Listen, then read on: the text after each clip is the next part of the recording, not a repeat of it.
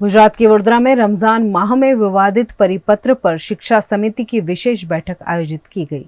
वडोदरा में रमजान माह के दौरान स्कूल समय में बदलाव को लेकर जारी विवादित परिपत्र पर आज शिक्षा समिति की विशेष बैठक आयोजित की गई। इस बैठक में कई अहम निर्णय लिए गए। बैठक में यह स्पष्ट निर्णय लिया गया कि मार्च माह में परीक्षाएं चल रही हैं, इसलिए किसी भी स्कूल के समय में बदलाव नहीं किया जाएगा। शिक्षा समिति ने यह भी फैसला किया कि शैक्षणिक सत्र के केवल 2 ही महीने बचे हैं, इसलिए समय परिवर्तन से जुड़े सभी परिपत्र तत्काल प्रभाव से रद्द किए जाते हैं।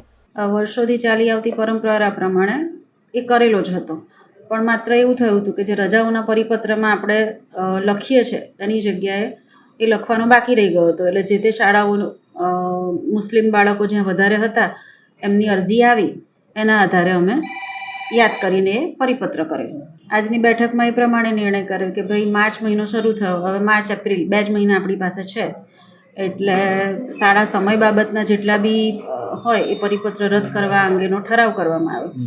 આ વર્ષે તો આ કર્યો જ છે, પણ આગામી વર્ષમાં જે કંઈ બી આ પ્રકારના સમયને લગતા પરિપત્રો હોય એ અધ્યક્ષની મંજૂરી મેળવ્યા બાદ થશે.